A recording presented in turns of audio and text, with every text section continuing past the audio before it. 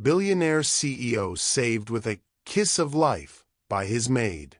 Richard lay on the cold marble floor of his Manhattan penthouse, his expensive glass of scotch shattered beside him, liquid spreading across the tiles. His navy suit, once crisp, now clung to him awkwardly as his chest tightened with every weak gasp. His lips turned pale, and his hand twitched helplessly against the floor. Favor, the maid, rushed into the room, her cleaning cloth falling from her hand. She froze for a split second, staring at the man who was always untouchable, now helpless before her eyes. His body was still, his breathing shallow, and the clock on the wall seemed louder than ever, marking each second he slipped closer to death. Her heart raced. She dropped to her knees, checking his pulse with trembling fingers. It was faint, almost gone. Fear gripped her, but training she had once taken years ago flashed in her mind. She leaned over him, tilting his head back, knowing this moment would decide whether he lived or died. Would you risk everything to save someone who never even noticed you? Tell us where you're watching from in the comments, and don't forget to subscribe to our channel for more powerful stories. Tomorrow, I'll be sharing another story you won't want to miss. Your support helps us bring them to life. Richard was not just another businessman in New York. He was one of the most powerful men in America, his name constantly linked with success, deals, and enormous wealth. His empire stretched from the finance houses of Wall Street to technology hubs in Manhattan's Silicon Alley, and further into Boston's rising tech corridors. On the West Coast, his influence reached Los Angeles, where his firm owned major commercial spaces along Wilshire Boulevard. His face had appeared on the covers of Forbes and the Wall Street Journal. News anchors often spoke of him as if he was born to win. Boardrooms stopped when he entered, and investors leaned in when he spoke. To the outside world, Richard seemed unstoppable, a man who could bend markets to his will and create opportunities out of thin air. But success had hardened him. Those who worked close to him whispered about his coldness. Assistants were dismissed without warning, managers replaced overnight, and friends often felt more like business contacts than people he trusted. His penthouse, overlooking Central Park, was filled with expensive art, antique furniture, and rare collections, yet it lacked warmth. The silence inside those walls weighed heavily, but Richard convinced himself it was the price of greatness. Every day followed the same strict rhythm. He woke before dawn, his gym routine handled by a private trainer. His breakfast was often skipped, replaced with strong coffee that pushed him through hours of meetings. By noon, he was deep in conference calls with partners across Boston and San Francisco. His afternoons were filled with negotiations, legal paperwork, and planning sessions for expansions abroad. His assistants carried tablets loaded with contracts, while Richard focused only on numbers, projections, and profit. He prided himself on efficiency. People were useful to him only as long as they performed. If they slowed down, he cut them off. This ruthless style made him feared but also respected in the business world. Shareholders loved him because the numbers always climbed. Employees feared him because mistakes rarely received second chances. Despite all this, Richard was admired for his confidence and determination. He was known as the man who could stay awake through 3 days of international meetings, never showing weakness. He had convinced himself that rest was for the lazy, and that food was an interruption. His doctors had warned him to slow down, to pay attention to the sharp chest pains that came and went, but Richard always brushed them aside. There was always another deal to close, another city to conquer. At charity events in Boston or networking dinners in Los Angeles, he wore tailored suits that fit perfectly, shaking hands with other powerful figures. Yet, when the cameras were gone and the parties ended, Richard returned to his penthouse alone. He had wealth, status, and influence, but not peace. The truth was simple. Richard was running on borrowed time. His body had been sending signals for years, but his pride convinced him he was untouchable. The world saw the billionaire CEO at the top of his game. What they didn't see was a man slowly breaking down inside, one skipped meal, one late night, one chest pain at a time. Favor's story was the opposite of Richard's. She was not born into wealth, nor did she grow up with opportunities handed to her. Her life began in Atlanta, Georgia, in a modest neighborhood where people worked long hours just to keep the lights on. Her parents were honest and hard-working. Her father fixed cars in a small auto shop, while her mother worked double shifts as a cashier. Money was always tight, but love and discipline were never lacking in their home. From a young age, Favor learned what it meant to carry responsibility. As a teenager, she took small jobs, babysitting, cleaning homes, and working in diners, to support her family. While other kids her age dreamed of trips, concerts, or new clothes, Favor's dream was simpler: to give her parents a life where they could rest from endless shifts. She was bright and determined, but life didn't always bend to her will. College was out of reach because tuition was far beyond what her family could afford. So, instead of walking across a stage in a graduation gown, Favor packed her belongings into a small bag and left for New York City. She believed the city's endless lights meant endless chances.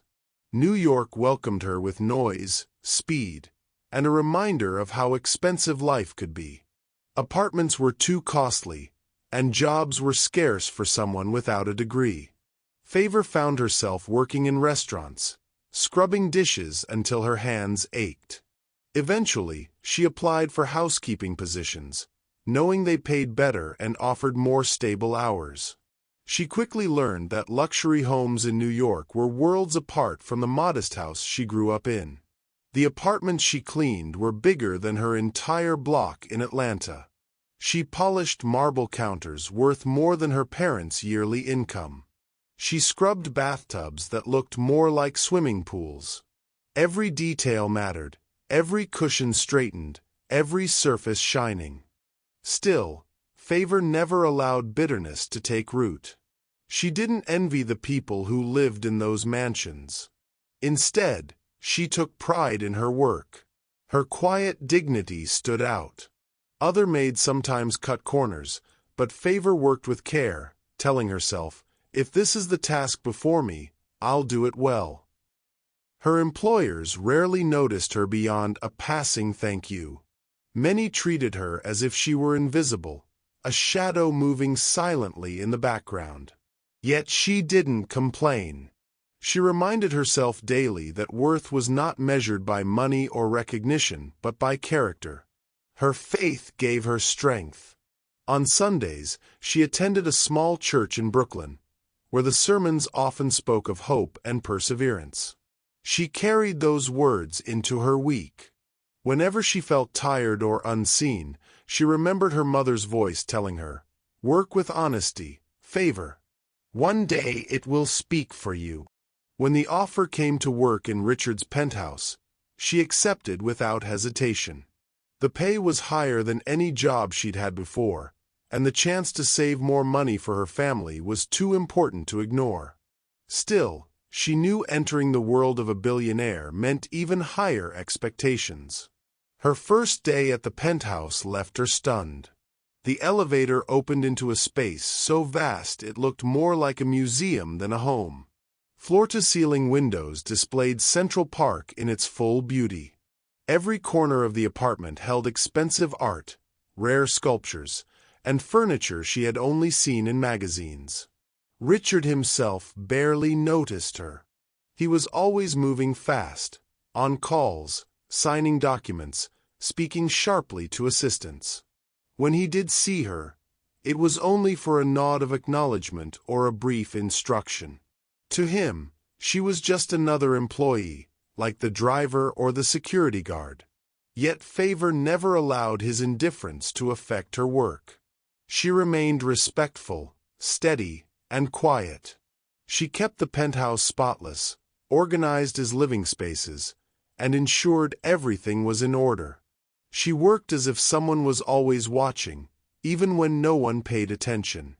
At times, she wondered if Richard ever truly looked at the people who served him. Did he know her name? Did he know anything about the life she had left behind in Atlanta? Probably not. To him, she was invisible. But to Favor, that didn't matter. She had come to New York with a purpose, and every day she worked in his penthouse brought her closer to supporting her family back home. Still, there were moments when Favor's heart grew heavy. She would stand by the large window of the penthouse, looking out over Central Park, and think of her parents back in Georgia. She thought of the long days her mother still spent on her feet, and the grease stains on her father's hands from repairing cars. She wanted more for them. She wanted to see them rest one day. What she didn't know was that her quiet dedication and her choice to take a CPR training course years earlier would soon place her at the center of a moment that money could never control. Her life was about to collide with Richard's in a way neither of them could have imagined. The night everything changed began like any other in Richard's penthouse. The city below was alive with movement. Cars crawling along Fifth Avenue, neon signs glowing across Times Square, and the faint hum of people who never seemed to sleep. Inside the glass-walled apartment, however, the atmosphere was tense. Richard had just returned from a long day of meetings in Midtown Manhattan. His company was preparing to launch a new expansion project, and the pressure weighed heavily on him. He loosened his tie as he stepped inside, dropped his briefcase by the couch, and went straight to his home office. The desk was already covered with reports, contracts, and tablets blinking with notifications. Favor was working quietly in the background. She had just finished polishing the kitchen counters and was gathering laundry from the guest rooms. To her, it was another evening of tasks. Wipe, fold, organize, repeat. She had grown used to the silence of the penthouse and the sharp sound of Richard's voice during business calls. Hours passed, and midnight approached. Most of New York was slowing down, but Richard was still at his desk, hunched over spreadsheets and blueprints. He rubbed his temples, his eyes strained from hours of staring at numbers. He told himself he just needed to push through one more contract, one more meeting schedule, one more analysis. But his body had limits that his mind refused to acknowledge. It started with a cough. Favor heard it faintly from across the hall but thought nothing of it. She assumed he had taken a sip of water too quickly. She continued sorting laundry until the cough returned. Louder, deeper. This time she paused.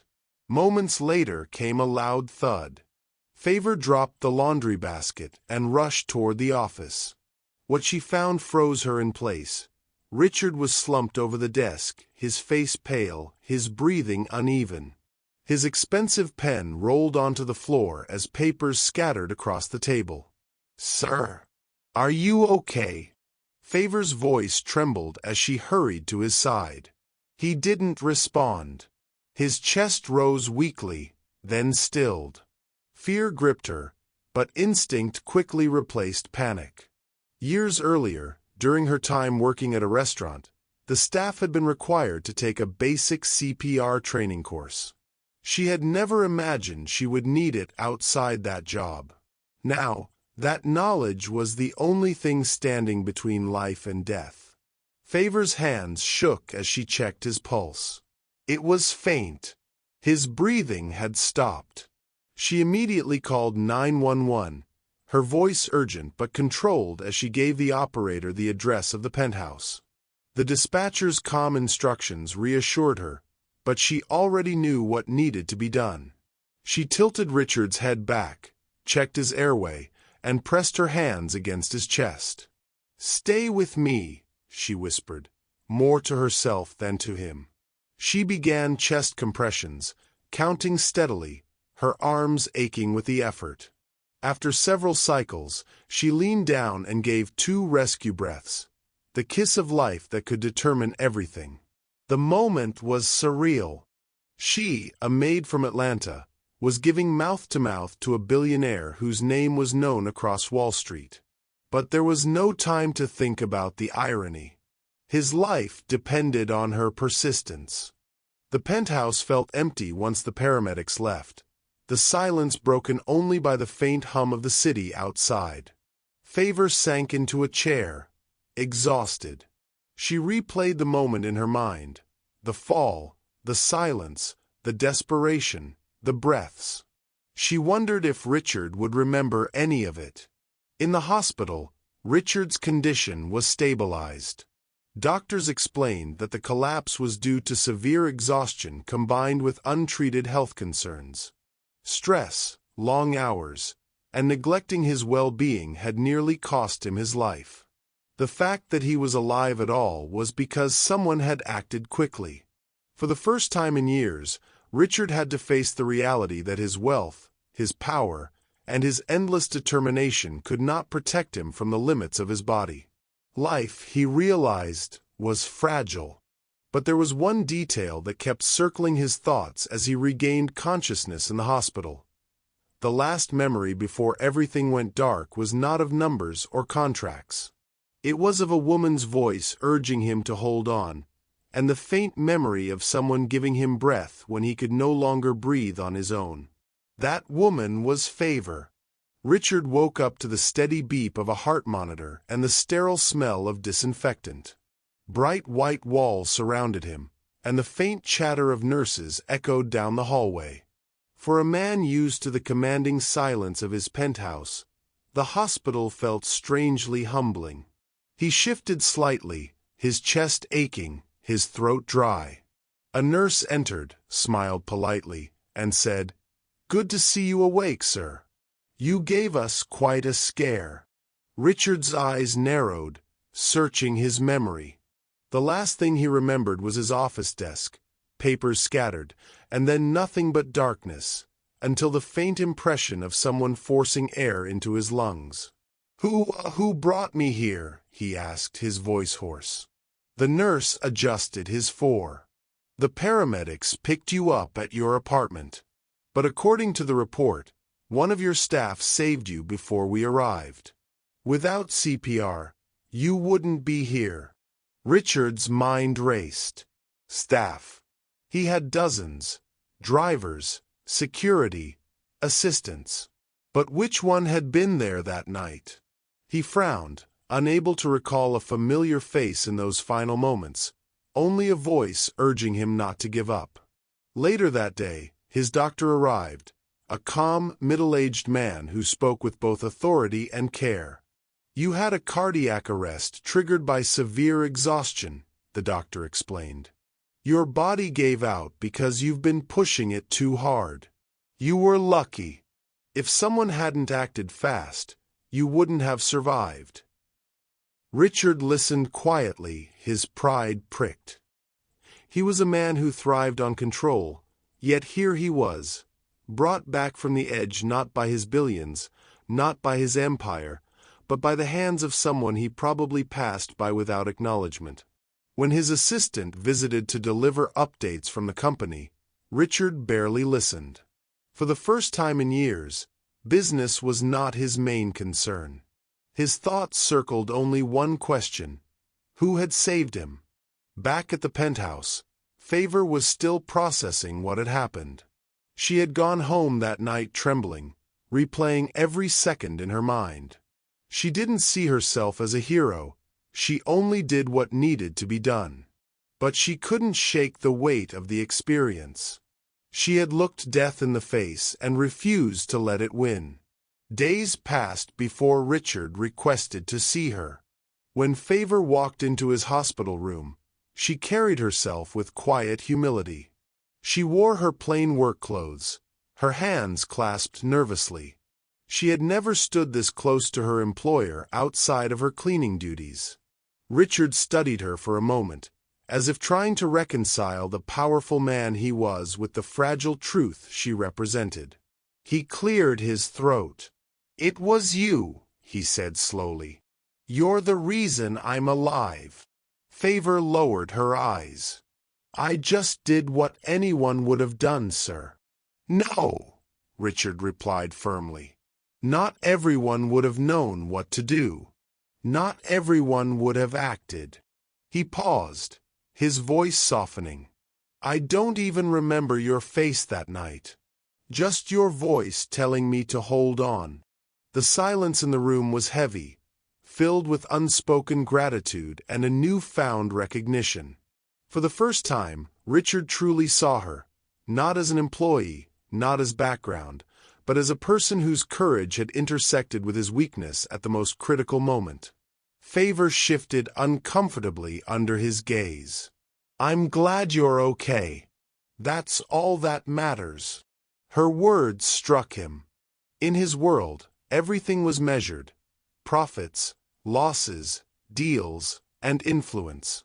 Yet here was someone who risked everything, not for money, not for recognition, but simply because it was the right thing to do.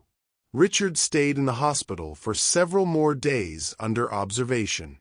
During that time, he often found himself replaying his encounter with Favor.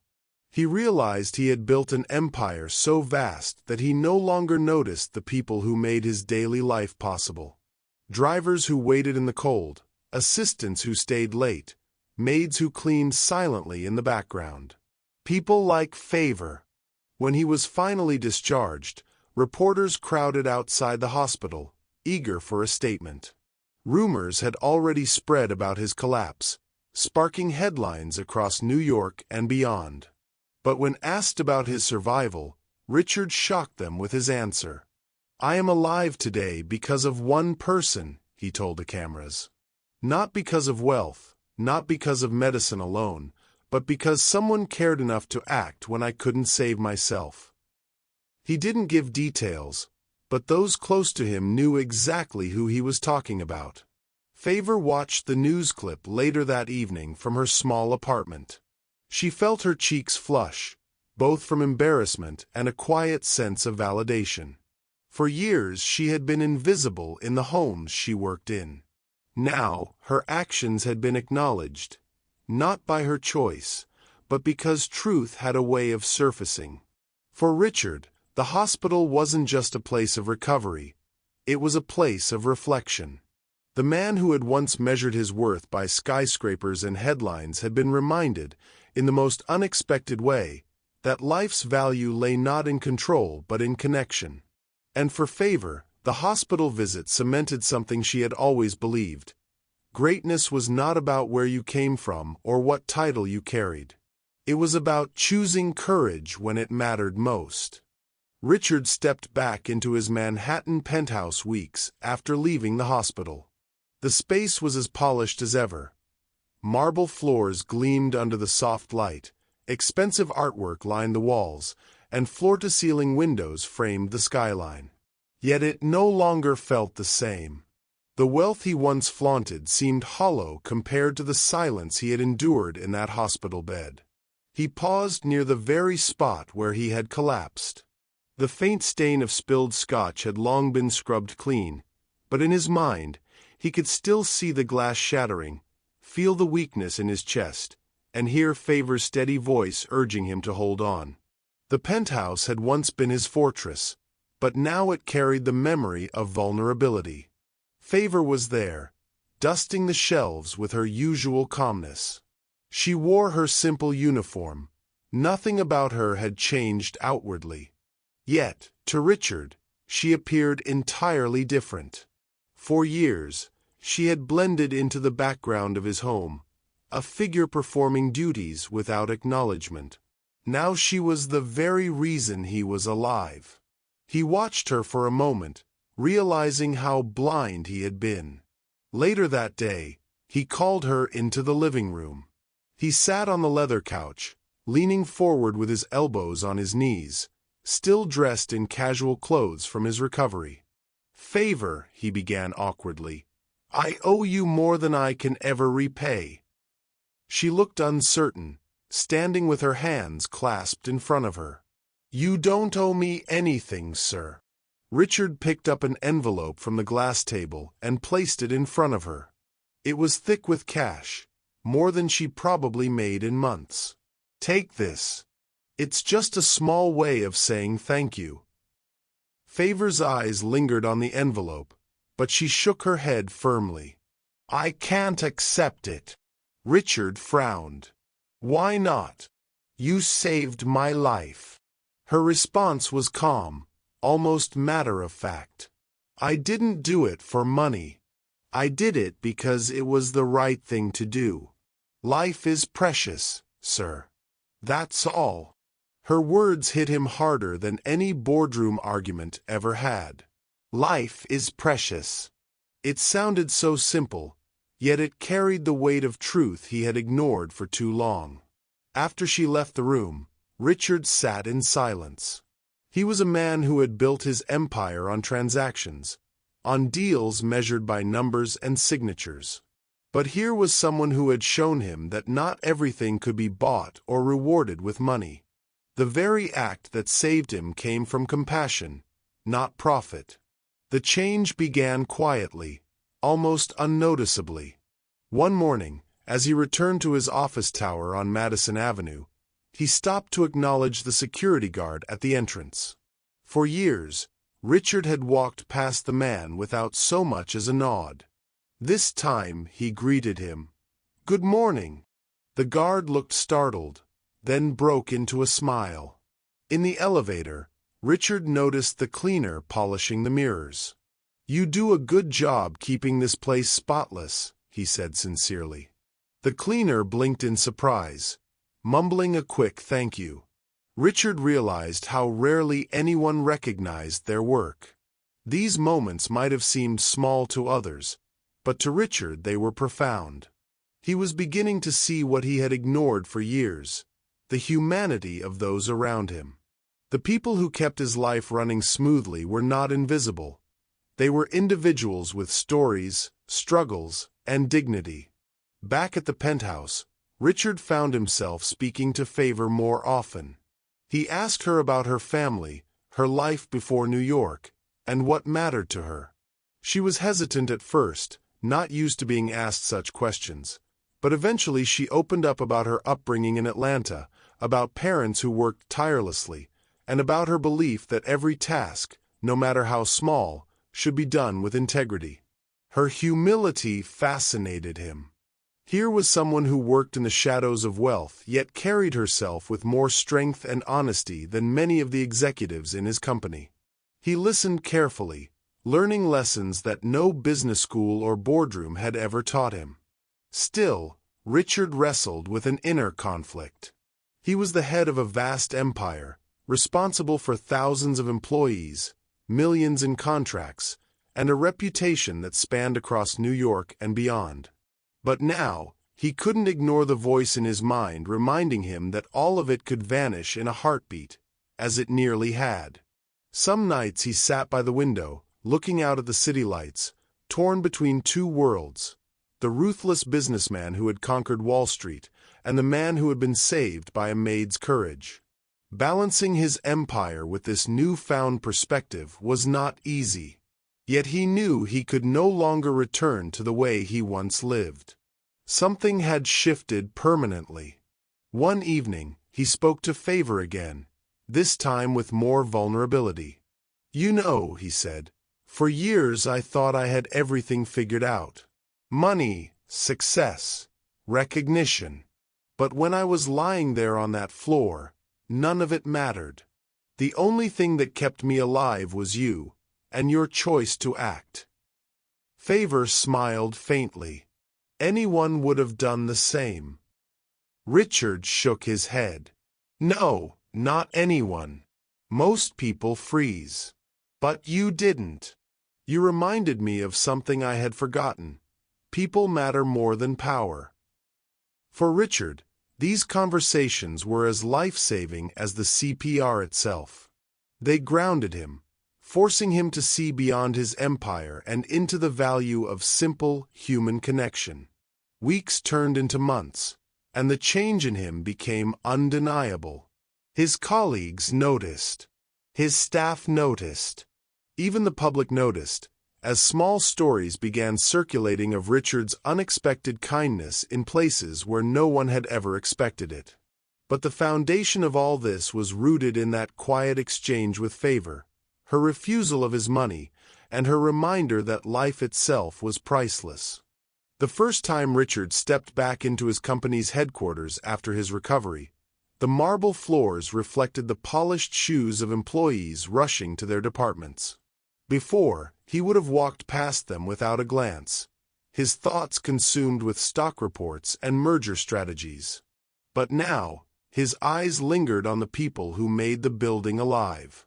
The receptionist greeted him with a nervous smile, and he paused, noticing the small crack in her voice, the way her hands trembled slightly as she passed him a folder. "Thank you," he said sincerely, a phrase he rarely used in that lobby. The woman's eyes widened, as though she had just been seen for the first time.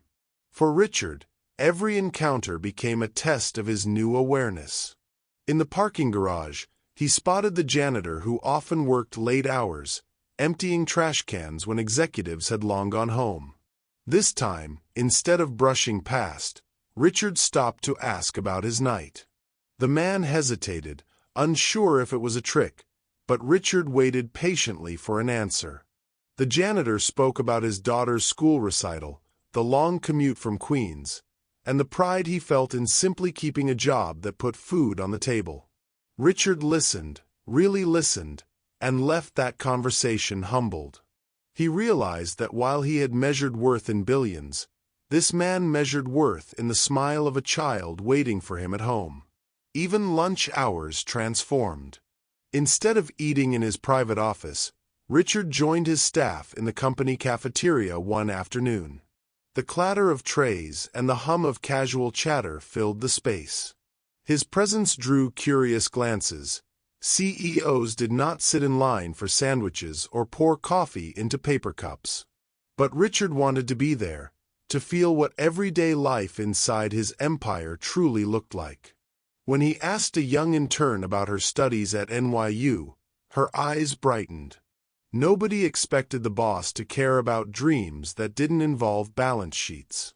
Yet Richard cared, because he now saw the value of every dream, no matter how small it might seem compared to his towering skyscrapers. Favor remained his anchor in this transformation.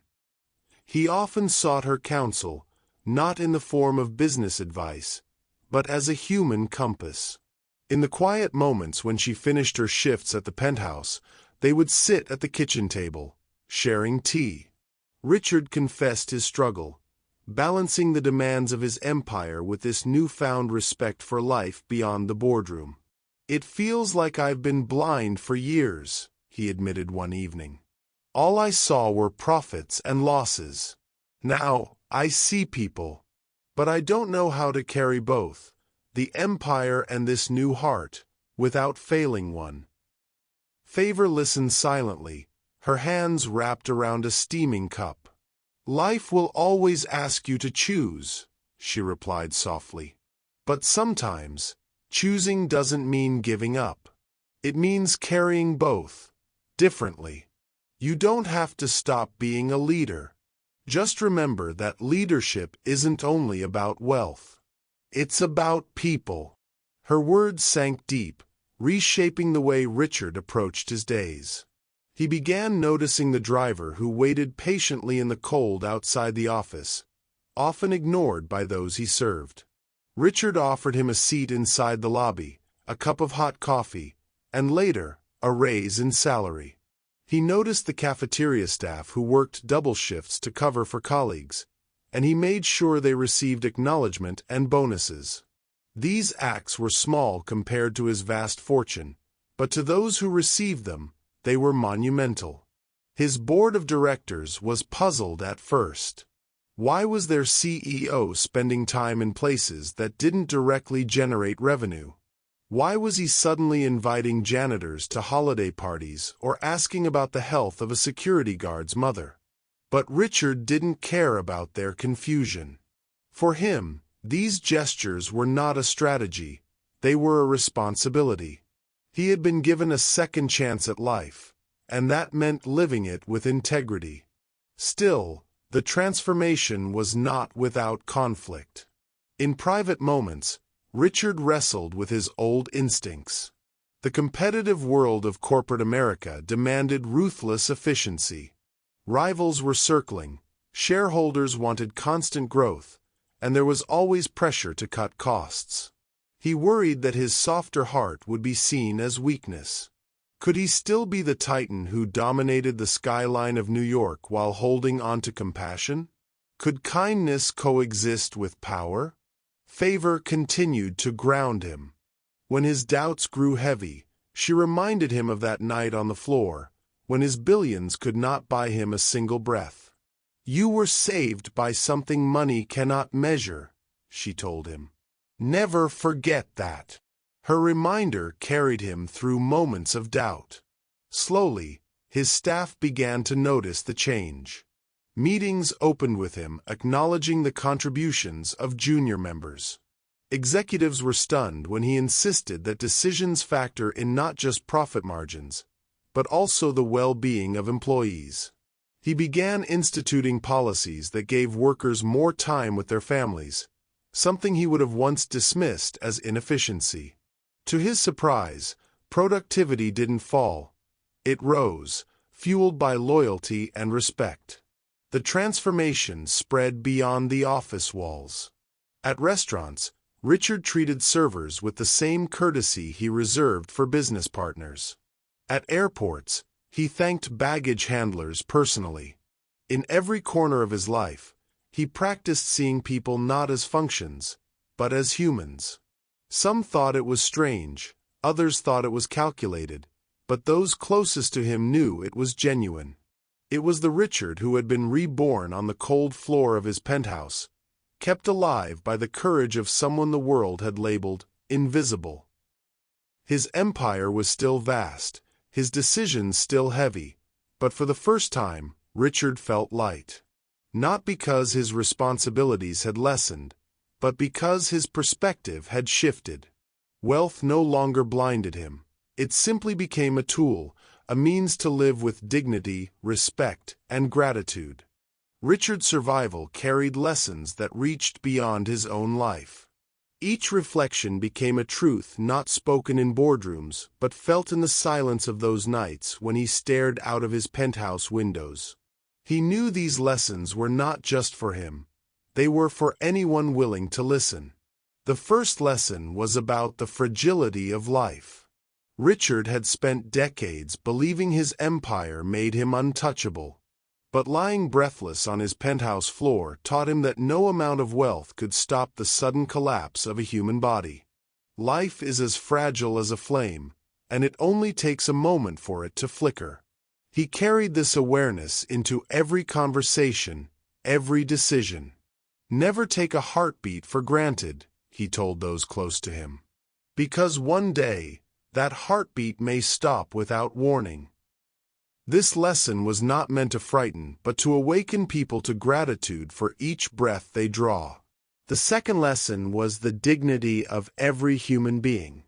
Before, Richard saw employees as roles: drivers, cleaners, assistants, parts of a machine that kept his empire running. But the night Favor gave him the kiss of life forced him to see beyond titles. A maid saved a billionaire. In that instant, all the walls society had built, class, wealth, privilege, collapsed. Richard began telling others, "Never judge a person by their job. A uniform does not define their worth. The person cleaning your office might carry the strength to save your life." For him, the dignity of every person became non-negotiable. The third lesson was the power of courage. On that night, Favor could have frozen in fear, waiting for help. She could have assumed someone more qualified would step in. But she didn't. She acted with courage in the face of uncertainty, giving Richard not only air but a future. Courage, Richard reflected, is not about grand battles. It's about doing what must be done, even when fear tries to stop you. He carried this lesson into the way he led his company and encouraged his staff to speak up, take risks, and act when the moment demanded. The fourth lesson was gratitude and respect. For most of his life, Richard had been thanked by others. Employees grateful for a paycheck, partners grateful for opportunities. Rarely had he needed to offer gratitude himself. But after being saved, he understood that gratitude is one of the most powerful expressions of humanity. It humbles the proud and uplifts the unseen. Richard practiced saying thank you daily, and not as a formality, but with sincerity.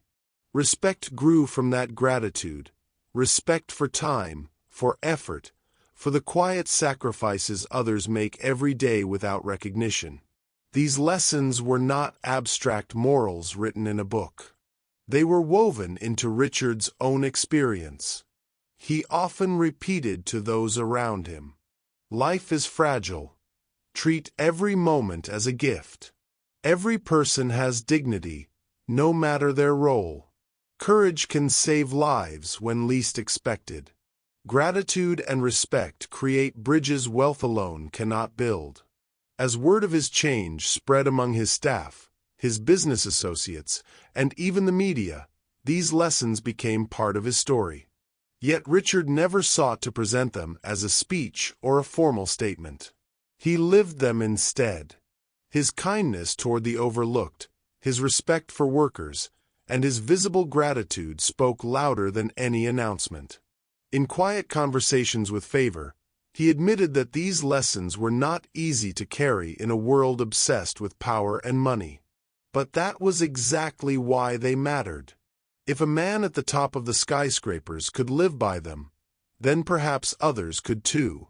Richard no longer believed his legacy would be measured only by profits or buildings bearing his name. His true legacy, he realized, would be in how he treated people, in the lessons his survival passed on to others. He had been given a second chance, and with it, the responsibility to remind others that every heartbeat is precious, every person matters, courage changes lives, and gratitude transforms hearts. The story of Richard's collapse and survival was never announced in a press release. There was no official statement from his company, no interview arranged by his publicists. Yet, like whispers carried through a city, the account of what had happened in that penthouse spread quietly. It began among his household staff, who spoke with awe about the maid who had saved her employer with nothing more than courage and quick action. From there, the story moved into the halls of his company, where employees marveled at the thought that their untouchable CEO had been brought back from the edge of death by someone many had overlooked. Within weeks, word reached his business partners. Some were curious, others skeptical, but all could see that Richard was different. The man who once walked into meetings with a stern face now greeted even the most junior team members by name. He asked about their families. He took time to listen. In a city that often reduced people to their titles and salaries, this change did not go unnoticed. The story eventually made its way into broader circles, through hushed conversations at conferences, whispered exchanges at dinners, and casual remarks between clients. Nobody knew the details exactly, but everyone agreed on one thing. Richard had been saved, and the experience had changed him. His reputation began to shift. No longer was he seen solely as the relentless billionaire who dominated New York's skyline. He became known as the man who carried humility in his voice and sincerity in his actions. This transformation drew both admiration and confusion. Some wondered if it was a strategy, a carefully crafted public image. But those who interacted with him daily knew better. It wasn't performance. It was a genuine change of heart born out of a moment where life had hung by a thread. Richard himself never sought to correct or control the narrative. He let the story spread on its own. For him, the legacy of that night was not about building publicity but about living truthfully. He wanted people to see through his actions what he had learned, that no amount of wealth, power, or influence could match the value of kindness, courage, and respect.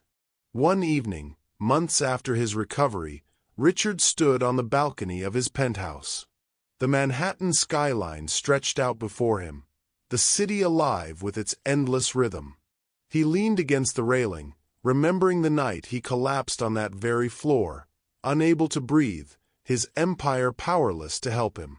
His mind replayed the moment favor pressed her courage into action, giving him the kiss of life. That memory was no longer a haunting one, it was the anchor of his second chance. He whispered words to himself, not for cameras or crowds, but for his own soul. My life wasn't saved by wealth. It was saved by kindness. This quote became his personal truth. When he repeated it in conversations, it carried weight because it came from lived experience. Associates who had once measured success by profit margins began reflecting on their own values.